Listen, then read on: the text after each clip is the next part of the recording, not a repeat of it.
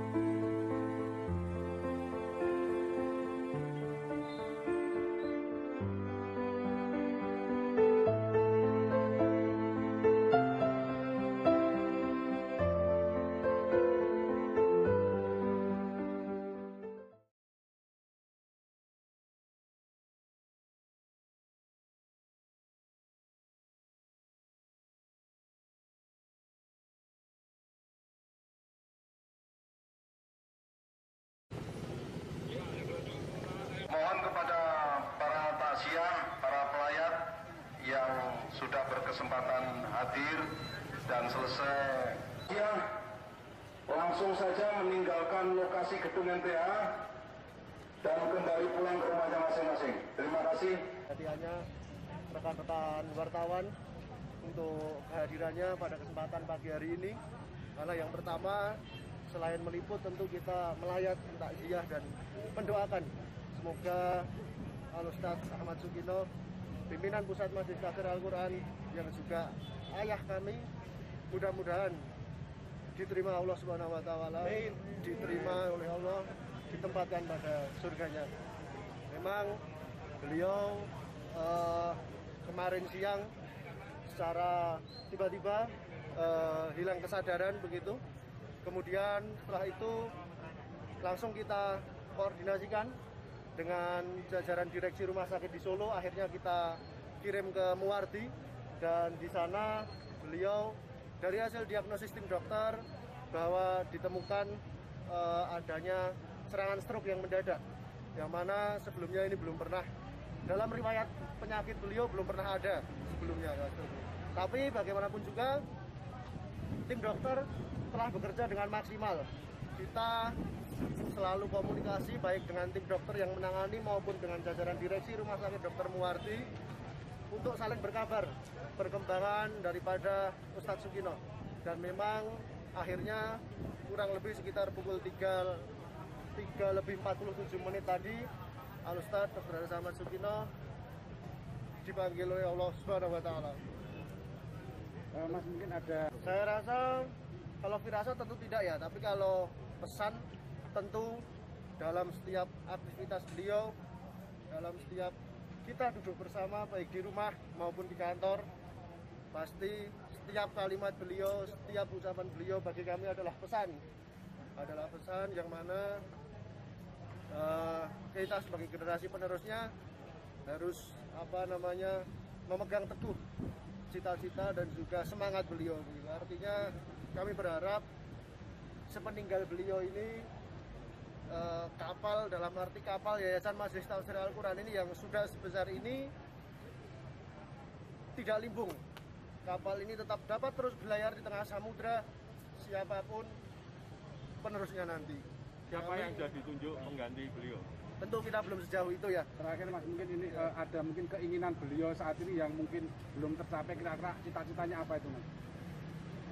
Insya Allah beliau hanya menginginkan bahwa keluarganya, putra-putranya, dan juga warga MTA secara keseluruhan untuk tetap menjaga kekompakan, menjaga kebersamaan, menjaga persatuan, dan tentunya menjaga ukhuwah Islamiyah. Itu saja yang selalu beliau harapkan dan selalu beliau pesankan.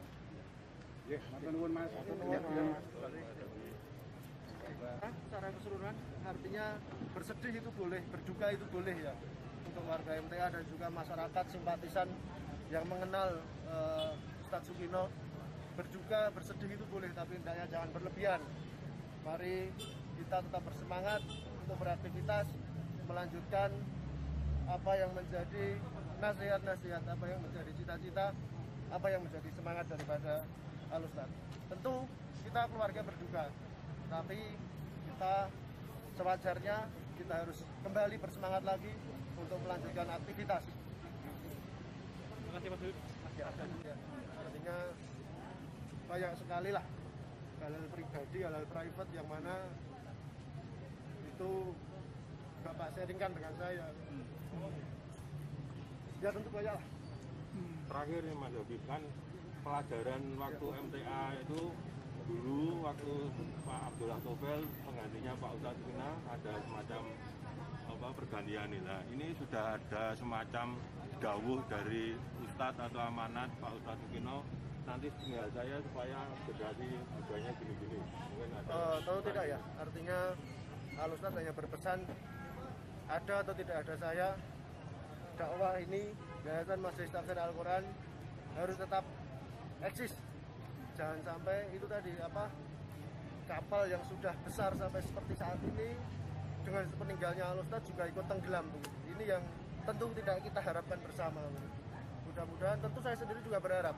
Artinya saya juga sebagai pengurus pusat, saya juga berharap nanti siapapun yang meneruskan sebagai pimpinan kami, kita berharap beliau mampu membawakan kesejukan dan tentunya mampu membawa karisma sebagaimana yang sudah dilaksanakan oleh Ustadz Abdullah dan juga Ustadz Sukino selama ini. Langkah-langkah peninggal beliau ini apa karena ada rapat dari semua jajaran pimpinan atau bagaimana? Sementara kami masih dalam kondisi duka cita ya, jadi tentu kita belum sampai sejauh itu begitu ya. Tapi yang jelas nanti pastilah kalau siapa pengganti beliau sudah muncul, pasti nanti akan kita rilis, akan kita publikasikan, dan tentunya nanti akan kita mungkin kita akan mulai silaturahim. Tentu saya rasa dalam situasi duka cita ini belum saatnya lah untuk kita berbicara siapa pengganti beliau. Momen terakhir kemarin di RS, seperti apa Mas? Momen terakhir. Apakah beliau yang itu kalau momen terakhir tentu itu yang tahu dokter ya, karena bagaimanapun juga kan beliau di ICU. Kita keluarga kan sangat terbatas untuk komunikasi.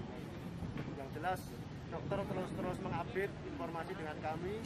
Bahkan saat-saat terakhir beliau sakaratul maut, alhamdulillah saya bisa berkomunikasi dengan beliau. Komunikasi dalam arti saya bertelepon dengan dokter yang memimpin prosesi penanganan kesembuhan beliau.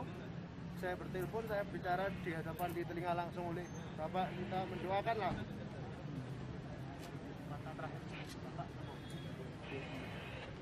Ya, kalau terakhir tentu mengajak kita semua ya untuk selalu menjaga kebersamaan, saling tolong menolong, gotong royong, menjaga ukhuwah, itu kata terakhirnya.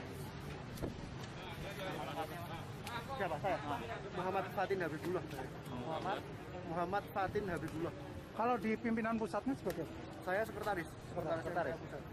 Mas Habib ini dimakamkan di makam keluarga atau makam yayasan? Di makam Muslim Kaliboto. Ya? Ini miliknya siapa? Jadi itu kalau tidak salah informasi itu di bawah koordinasi MTA Perwakilan Karanganyar. Oh, gitu. Sudah dipersiapkan di sana? Sudah. Oke, terima kasih Mas Awid.